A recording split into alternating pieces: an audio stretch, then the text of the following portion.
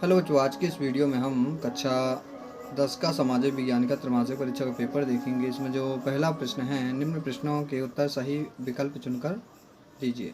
सामान्यतः किसी देश का विकास किस आधार पर निर्धारित किया जा सकता है? तो प्रति व्यक्ति आय, औसत साक्षरता दर, लोगों की स्वास्थ्य स्थिति, उपरोक्त सभी। तो उपरोक्त सभी इसमें सही हो जाएगा।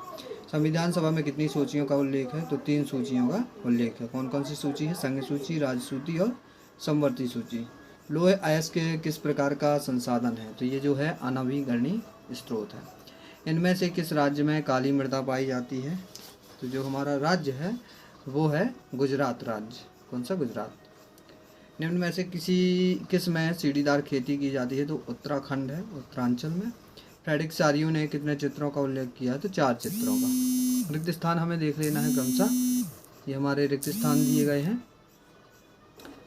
औसत आय को प्रति व्यक्ति आय भी कहते हैं। शासन के 3 अंगों को संविधान की प्रावधान किया गया है। सत्ता की साझेदारी लोकतंत्र के लिए महत्वपूर्ण है। बेल्जियम की राजधानी क्या है?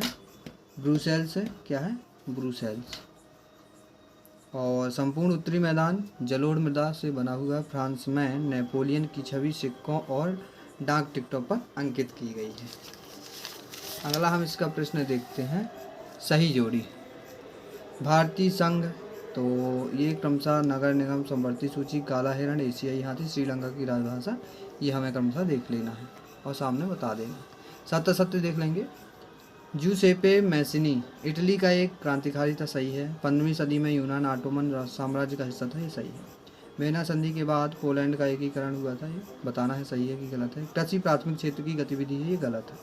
15 अप्रैल 1919 को जलियांवाला बाग हत्याकांड हुआ था, ये सही है। सन 1928 ईस्वी को साइमन कमीशन भारत आया था, ये क्या है?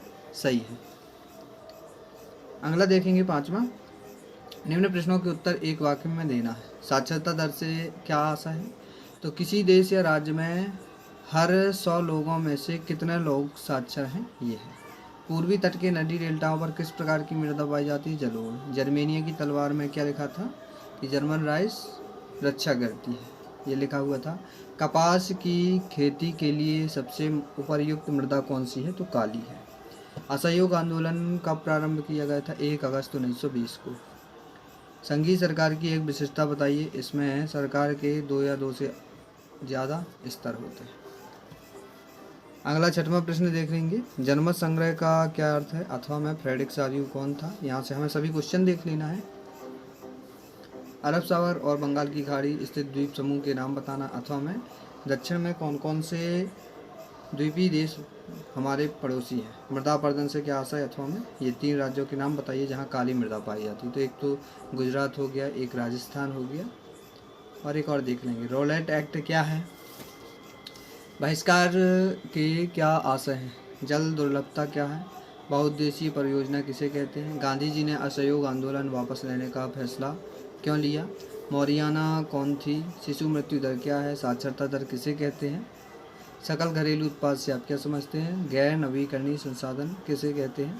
तटीय क्षेत्र अन्य क्षेत्रों से भिन्न कैसे हैं? अथवा में प्रसन्न बेरोजगारी से आप क्या समझते हैं?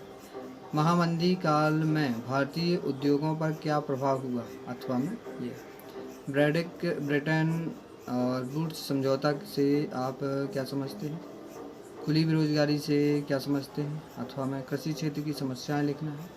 भारत के लोगों द्वारा ऊर्जा के किन स्रोतों का उपयोग किया जाता है? नाम लिखना है। अथवा में ये 18वां और 19वां प्रश्न क्रमशः में देख लेना है।